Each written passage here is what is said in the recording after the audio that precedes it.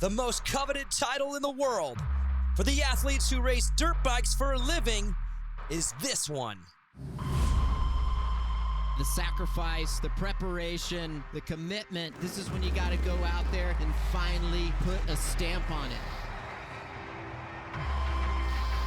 You've got to imagine that pressure is a part of this picture.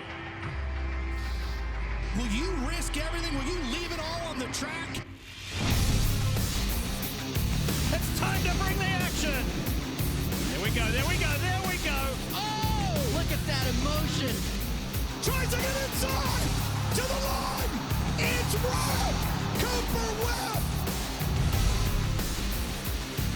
Gate down and see what turns out right here. What a move. His speed is taking him up toward the podium positions here. Around the outside. Wheel to wheel to the finish. You've got the most competitive riders in the world, and they want a big win.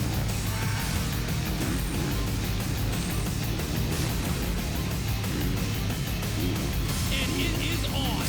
It is all about the championship. The dedication of this team that will do absolutely anything to win.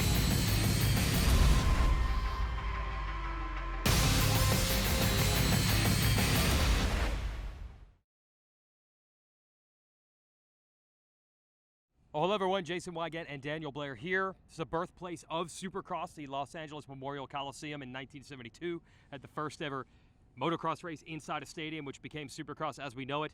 So a pretty fitting place to announce that the sports of Supercross and motocross, which have kind of peacefully coexisted on parallel tracks, really never worked together, are finally doing that. And it's leading to big gains here, including a new world championship. Yeah, a lot to unpack from today. Obviously excited to have the entire industry here and so many fans watching on the live stream. And man, what did we learn? Number one, the Peacock deal, the consistency in the broadcasting for Supercross and motocross. There's one home now for racing coverage. Everyone's going to know where to find it. There's no more questions, no more asking. We have a home, which is great. The playoff, I am such a big fan of this playoff for two reasons. Number one, the intensity and the pressure that's put on these riders at that final round. I love that aspect. I love it in football, basketball, hockey, and now we have that final night. But I like, most importantly, that the traditions and history of Supercross and motocross were not affected by this. Standalone championships, you're still going to have your Supercross champ and your motocross champ, but creatively bringing that together with a cool points format, a bunch of money, throw them in 3 races in a playoff, and we have a brand new championship. Yep, and that is what is called the SuperMotocross World Championship. The industry, meaning that the teams and the sponsors are so excited, I think, just to see the two groups that organize Supercross and motocross working together, and they know there's so much promise in the future with that kind of stability. So let's get to highlights of today's press event. This is a really big day. It's not just coming from Daniel and myself here, Jason, real industry insider, heavy in this sport, said this might be the biggest news in the history of the sport in America. I really have to give a shout out to all the OEMs. We talked to everybody in this process to get feedback, to get input, and from riders, from our sponsors. We wanted to have everybody be a part of this. The initial concept was to merge our media platforms. And then we got Kenneth involved, and he was so excited, and he gave us access to some resources and relationships that we just didn't have. And so we consulted with these experts, and they said, well, you know, your initial concept of merging your media packages, that's good. That's a good idea, but what you need and what the sport doesn't have is a playoff. Let's talk about that investment. It's a $10 million purse. There will be a bump in the purse in the original races, the existing Monster Energy Supercross and Pro Motocross, but then $5.5 million on the line in the 3 playoff and world championship rounds. That's a massive investment. That's right, and one of the things that we really wanted to make sure that we did was retain the history, everything that goes with Supercross, everything that goes with Pro Motocross. So there will be, as there has been, a champion of the 17 races of Supercross. There will be a champion of the 11 races of Pro Motocross, and then it will merge and come to SuperMotocross, which will be the final. So there's a lot that can be won throughout and a lot at stake. And we're excited to announce that that is complete. And we're going to bring up Rick Cordella right now, the Chief Commercial Officer from Peacock, to talk more about the relationship that will, again, unite Supercross, Motocross, and Super Motocross. Thanks for having me. So yeah, super excited. You know, when Peacock was launched about 2.5 years ago, we had both motocross and supercross as part of our initial layout, and we're super excited to extend the deal with Supercross and reunite with motocross back on Peacock for a 5-year deal. The first thing that I know a lot of the riders are going to want to know is how do we qualify in? What is the format to get into the Super Motocross World Championship? Yeah, so we're going to take the top 20 in combined Supercross and Motocross points, and those top 20 are automatically seeded into the playoffs. So that means you're automatically seeded into Playoff 1, Playoff 2, and the Super Motocross World Championship Final. Those top 20 in both classes, so we'll do the 450 class and the 250 class, they will be racing and they'll get the first 20 gate picks. So during time qualifying and practice, they're actually trying to qualify for gate pick of those first 20. After that, riders who finished in the combined points 21 through 30, or while it's rare, it could be that a rider wins a Supercross main event or a motocross overall, but they don't finish in that top 30. We're gonna give those guys a chance as well. So at each playoff round and the World Championship Final, they'll have the opportunity for a last chance qualifying race to race and get in and be able to race and pick the 21st and 22nd gate pick. So still an opportunity for guys who maybe aren't seeded automatically to get in and vie for the World Championship.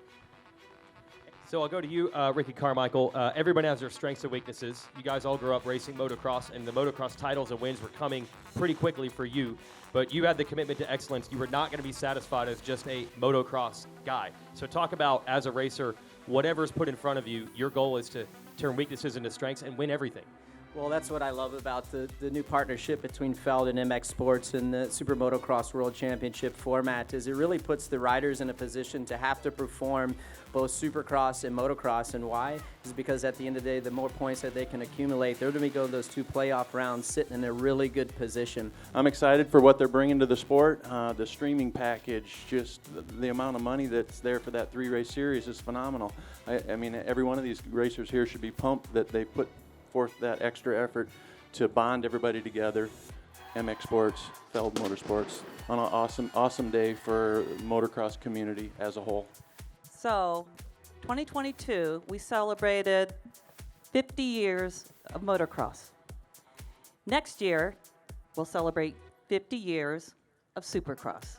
But today, we're here to celebrate the next 50 years of the Super Motocross World Championship, the ultimate off-road motorcycle race series.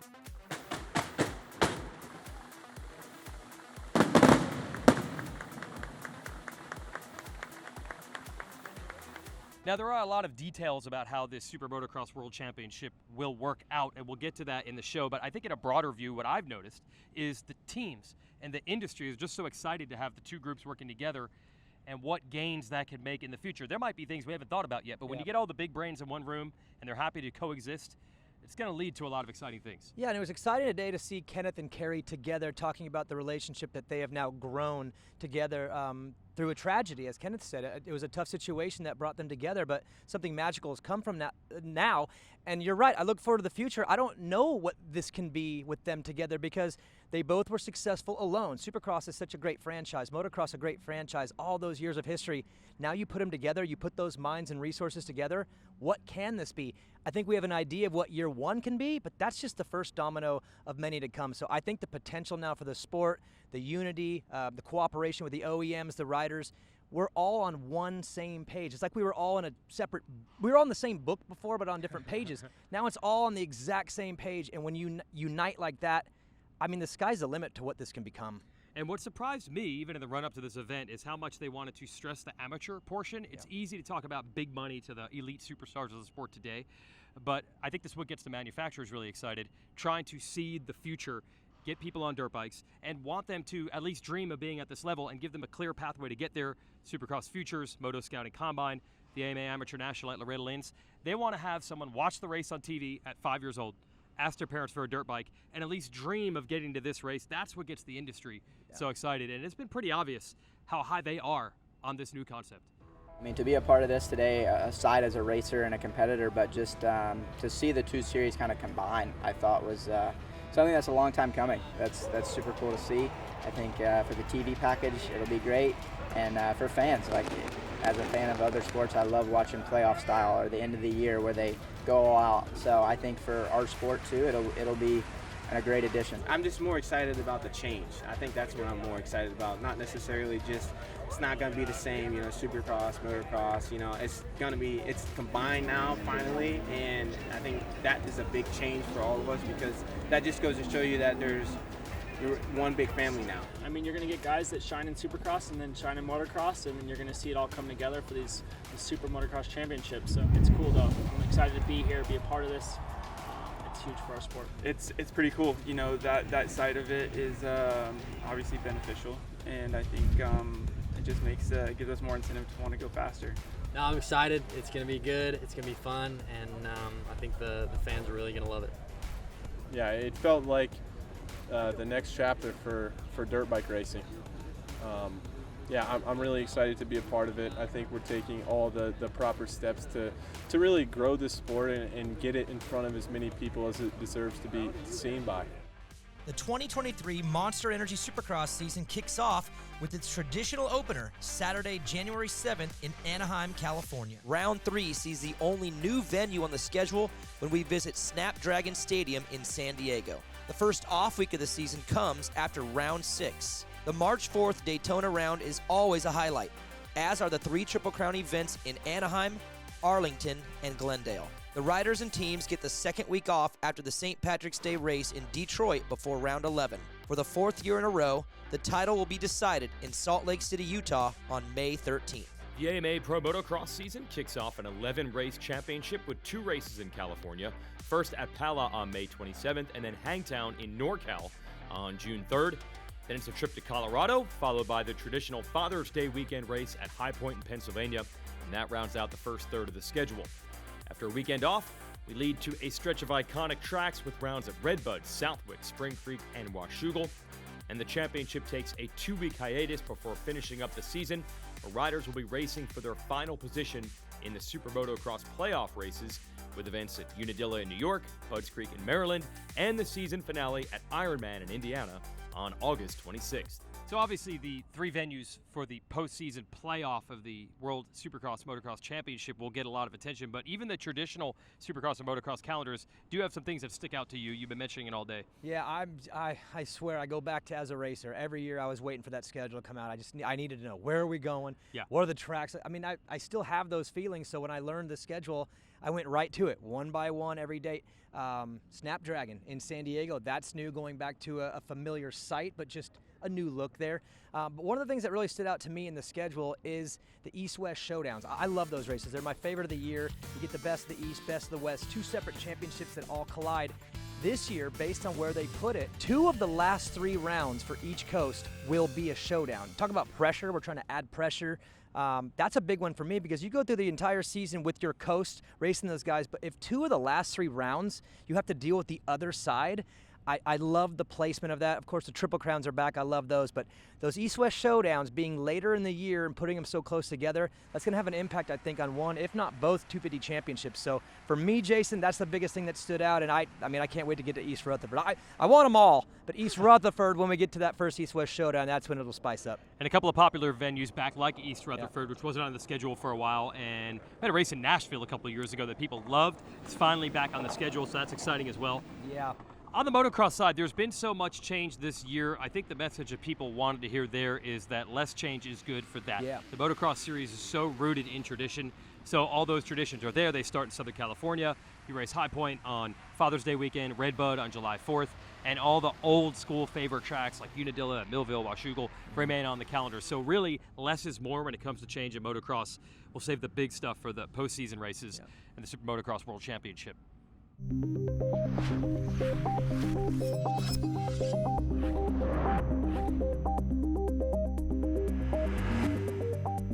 The top 20 riders in combined points will automatically be seeded into the 3-round SMX playoff.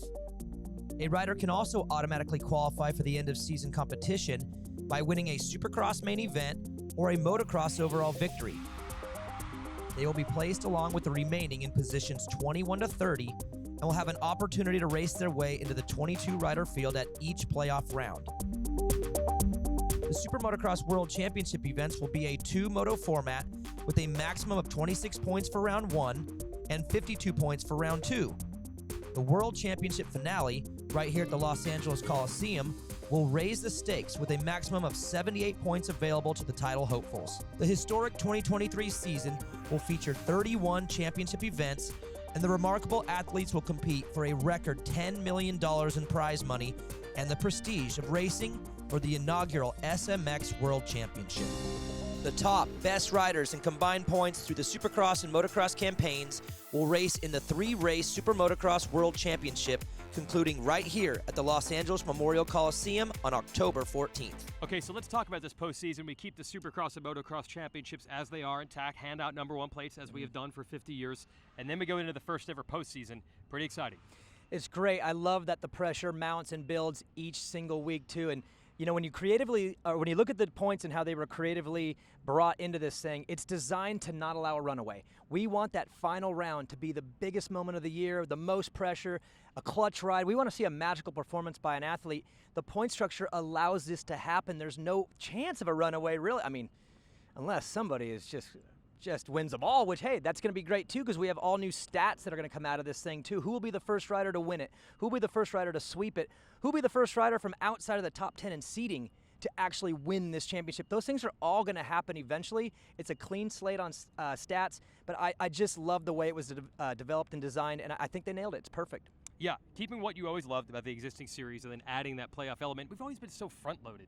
The first rounds of the championships are always the most anticipated, and if a rider has one bad race or gets hurt and misses rounds, there's really nothing left for them to gain. But I think you're going to see riders trying to ramp it back up at the back half of the year, which we've never seen before. Yeah, I could see a scenario too where a rider has a difficult time in Supercross, gets hot in the outdoors, brings the momentum in, and wins the thing. I could see someone having a great Supercross, struggles in the outdoors, maybe has an injury, comes back at the last round or two, gets hot just in time, and win. There's so many scenarios that could take place, and I just love the fact that we have an unknown.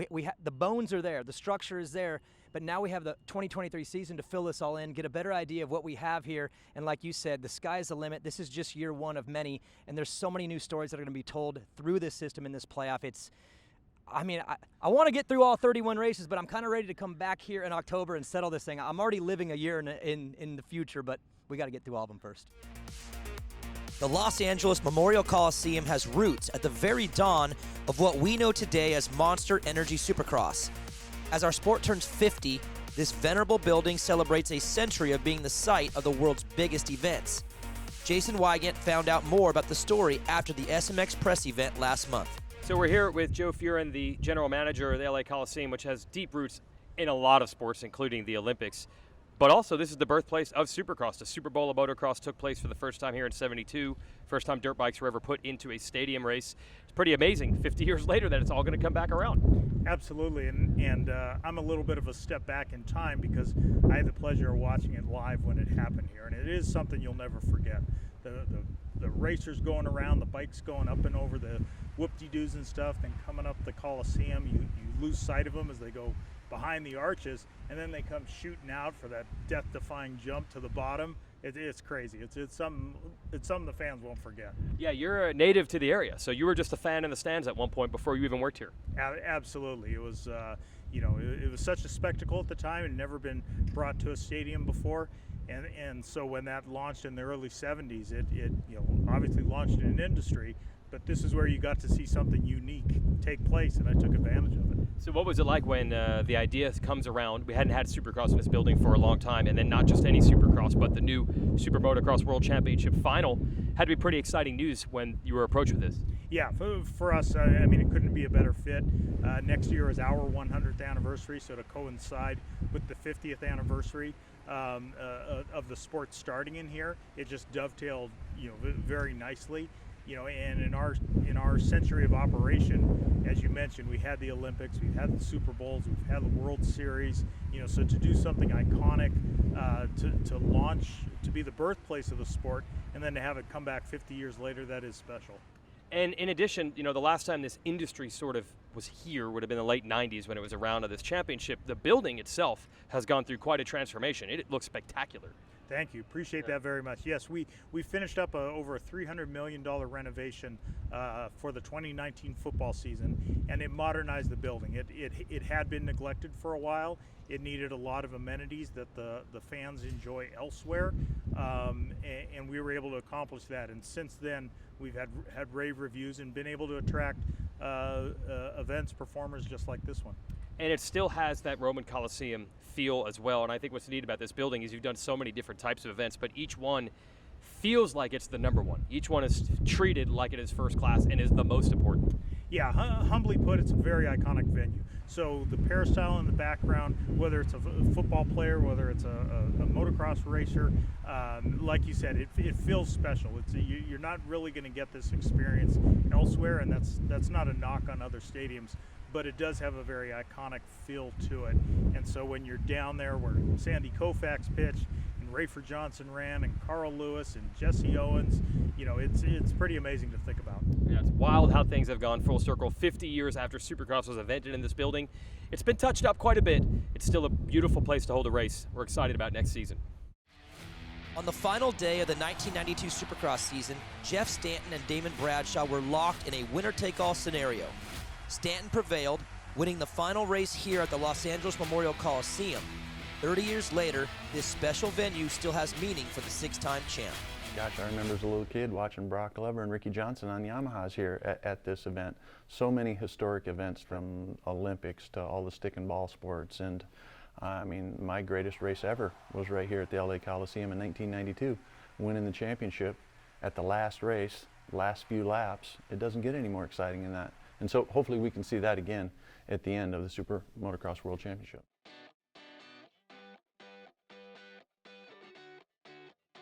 Today was an exciting launch for America's new era for this sport. Fans can now look forward to a 31-race schedule of both Supercross and Motocross, culminating in a 3-race Super Motocross World Championship. Tickets for the 2023 Monster Energy Supercross Championship already went on sale to the public earlier this month, and you can secure your seat at supercrosslive.com. And look for a Pro Motocross ticket announcement for that 11-race national championship coming soon. Now, most importantly, did you like Daniel Blair and myself working together? I hope so, because beginning in December, we're going to bring you a brand new show just like this, SMX Insider. It's a weekly program, and as the name suggests, we're going to have the news, gossip, breakdowns, and features, and take you up close and personal with the Super Motocross World Championship.